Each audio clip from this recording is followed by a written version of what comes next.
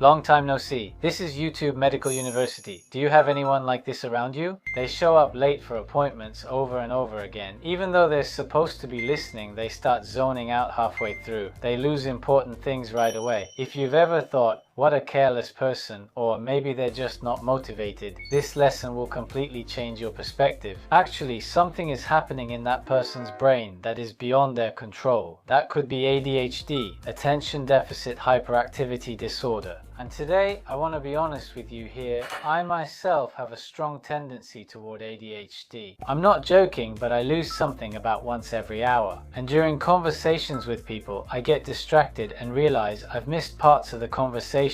I'm embarrassed to admit that I often forget about scheduled meetings too. However, by finding ways to cope, I'm able to work as a doctor and also run this channel. The reason I can do that is because I understand the characteristics and quirks of my own brain. So, in today's lesson, using the latest neuroscience research, what's happening in the brain of someone with ADHD? I'll also share the 5 ways people with ADHD experience the world in their daily lives. And finally, I'll talk about the strategies that I personally use.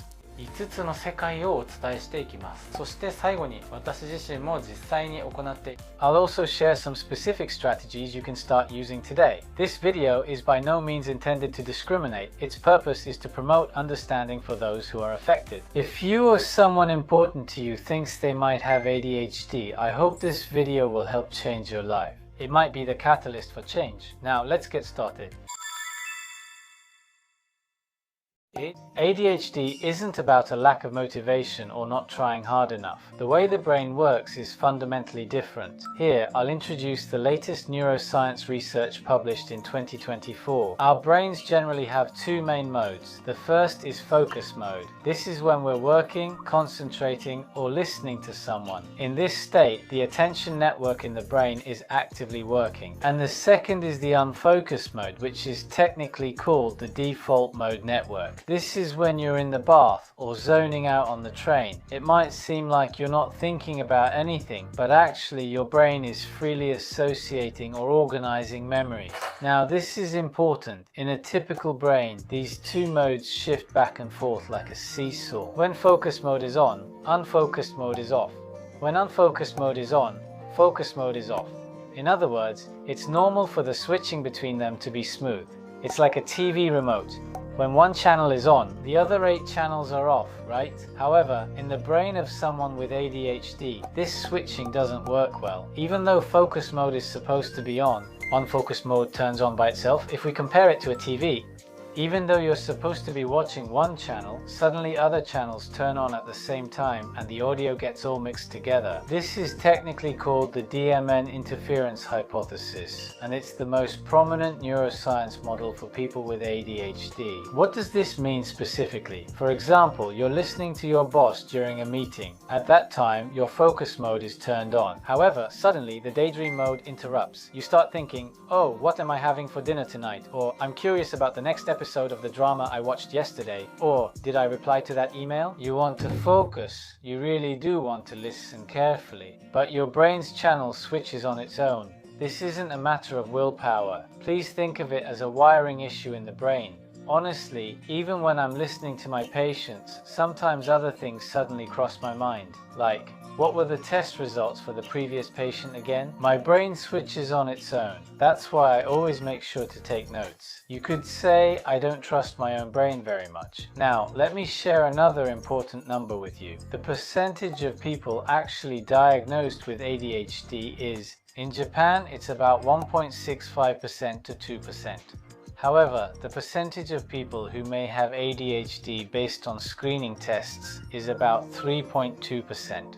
In other words, that's about 1 in 50 people. Moreover, this number is even higher than the percentage of people who have actually been diagnosed with ADHD. This means that there are even more people in Japan who are suspected of having ADHD. If you listened to what I just said and thought, maybe that's me, please share your experiences in the comments section. Furthermore, from 2017 to 2021, the rate of new ADHD diagnoses has been increasing year by year. This doesn't mean that the condition itself is becoming more common, but rather that we're finally able to identify it. I'm sure there are some people watching this video who have undiagnosed ADHD, realizing it is the first step, so please listen to the next part about what people with ADHD experience in their daily lives, the 5 worlds. At YouTube Medical University, we talk about preventive medicine based on data from the perspective of practicing doctors. I'd really appreciate it if you could subscribe to the channel before you forget which one it is. From here, I'll talk about what people with ADHD feel in their daily lives, breaking that invisible world into 5 parts. By knowing this, your perspective on people with ADHD around you will surely change, and some of you may realize, this is the world I've been seeing. The first characteristic, time melts away. For people with ADHD, time flows in a way that's different from how it feels for most people. Technically, this is called time blindness. What does that mean? For most people, if they know they have to leave in 30 minutes, they can feel how long 30 minutes is. Their internal clock tells them when it's about time to start getting ready. However, for people with ADHD, this internal clock doesn't work as well. They think they have 30 minutes left and start reading a book. Before they know it, 50 minutes have passed. Even though it felt like only 10 minutes to them, this kind of thing happens a lot. This is supported by research on the functions of the prefrontal cortex. Meta-analyses have also shown that people with ADHD consistently have a reduced ability to accurately estimate the passage of time. From the outside, people might think, that person is late again, they must be careless about time. But the person themselves genuinely believes they will make it on time. Even though I was aware that I had a Zoom meeting in 5 minutes, somehow that 5 minutes turned into 15 minutes before I knew it. Since things like that happen often, I always set an alarm to go off 3 minutes before a meeting. Second, the extremes of hyperfocus and distractibility. This leads to the biggest misunderstanding about people with ADHD. ADHD is often translated as attention deficit, but to be precise, it's actually a disorder of attention regulation. What does that mean? People with ADHD can focus abnormally well on things they are interested in. They can play games for 6 hours straight. They can get so absorbed in projects they like that they forget to eat or sleep. This is called hyperfocus. However, when it comes to things they're not interested in, they can't focus for even 3 minutes. The situation I mentioned earlier, like TV channels getting mixed up, happens relentlessly. In other words, it's not that they have a small amount of attention, but rather that it's difficult for them to control their attention. It's like being able to press the gas pedal, but having trouble steering the car. You can go at full speed, but you can't choose where you're going. From the outside, it looks like that person is just doing what they like, and people think it's just a matter of motivation. However, in reality, it's often a problem with the brain's attention control system. Third, the emotional roller coaster. I think this is the least known characteristic even among people with ADHD. In fact, it's said that people with ADHD experience emotional swings that are 2 to 3 times greater than those of ordinary people. According to research, about 35% to 70% of people with ADHD experience difficulties with emotional regulation. Specifically, their hearts can break from even a little criticism. Just being told by their boss to fix something can make them feel like they're a worthless person. A casual comment from a friend can stick in their mind and not go away. This is professionally called rejection sensitivity. It's not an official medical diagnosis, but it's now gaining worldwide attention as one of the main reasons that people with ADHD experience a significant decrease in their quality of life. On the other hand, when something good happens, their mood can suddenly soar. While something that makes most people feel a little happy can make someone with ADHD feel extremely happy. It's like their emotional volume knob is always turned up to the maximum. From the outside, people might think, isn't this person being a bit dramatic? Or, aren't they getting upset too easily and worrying too much? But for the person themselves, those overwhelming emotions are very real. Fourth, the limits of working memory. Have you ever heard of working memory? This is like a temporary notepad in your brain. For example, if someone asks you to buy milk, eggs, and soy sauce at the supermarket on your way home, keeping those 3 things in your mind is what working memory does. It's said that an average person's working memory can temporarily hold about 7 pieces of information in the brain. People with ADHD have a smaller notepad. Eggs, milk, and what was the other one? The third item disappears. By the time you get to the supermarket, even the second one becomes uncertain. You get distracted by the special offers at the store and end up forgetting the errand itself in the first place. Things like this happen in daily life. You receive 3 instructions from your boss. While handling the first, you forget the third, and when you move to the second, someone interrupts you, making you forget what you were doing. This often happens to me in daily life as well. So for me, memos are a lifeline. Since I can't trust the notepad in my brain, I make sure to write things down right away in a physical notepad outside my head. I'll cover these strategies in detail in the third period. Lastly, the fifth trait, you know you need to do it, but you just can't get yourself to move. People with ADHD might struggle with this the most. You know what you need to do and you know the deadline, but you just can't get your body to move. This is called executive dysfunction. Executive function is like the command center of the brain. It's the ability to make a plan like, let's do this now, first prepare this, then do that next, and then put it into action. For people with ADHD, the instructions from this command center are weak. For example, you know you have to do your tax return 3 weeks in advance, but you just can't get started. It's only the day before the deadline that you finally get going. This doesn't mean you're being lazy. Your executive function doesn't kick in until your brain sends out an emergency signal. It's only when the deadline approaches that the emergency signal finally goes off and your executive function finally turns on. So, when people with ADHD are told to plan ahead and act early, it's like being told to climb a hill quickly in a car with the engine off. From the outside, people wonder why you leave things until the last minute. It looks like you just don't have any planning skills. But the person themselves is constantly thinking, I have to do it, I have to do it, and they keep blaming themselves for not being able to get moving. These 5 characteristics we've talked about so far are not issues of personality or motivation. So, what can people with these traits do to live their daily lives more smoothly? In the third part, I'll share the strategies that I personally use, as well as methods based on official guidelines. Up to this point, I've explained how the ADHD brain works and the world as seen by people with ADHD, so what should we do about it? If you're wondering what to do, don't worry. ADHD can be managed with the right strategies. In fact, a meta-analysis, a highly reliable study on cognitive behavioral therapy for adults with ADHD showed effect sizes ranging from 0.32 to 1.03 medically. This is considered a moderate to large effect. Moreover, it's been found that combining medication with CBT or cognitive behavioral therapy is more effective than medication alone. In other words, just by changing your way of thinking and behavior, your brain will definitely respond. From here, I'll talk about what I actually do myself. I'll introduce 4 methods that I actually use and that are recommended in the guidelines. The first strategy, don't trust your brain. This is the first and most important method. If your brain's notepad is small, you can just make notes externally. I call this the don't trust your brain strategy. Specifically, as soon as you come up with something, you should write it down immediately. Thinking you'll write it down later is a bad idea. That's because one of the characteristics of ADHD is not being able to remember to do it later. In my case, as soon as I think of something, I just use voice input to add it to my Google to-do list. All I have to do is say, remind me about XX at 2 p.m. tomorrow, so it only takes about 3 seconds. And I use something called Google Calendar, and I have it set up so that I always get a notification 3 minutes before a meeting. Before, I had it set to notify me 30 minutes before a meeting, but I often forgot about it even with 30 minutes notice, so now I get a notification 3 minutes before and always open the meeting.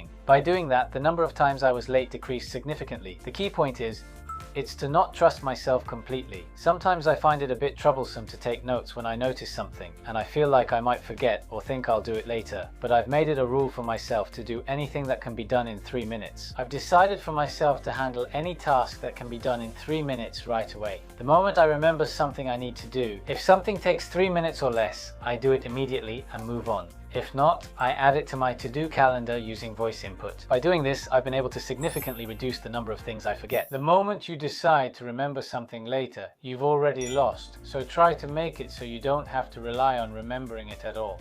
I think this is the first step to getting along well with an ADHD brain.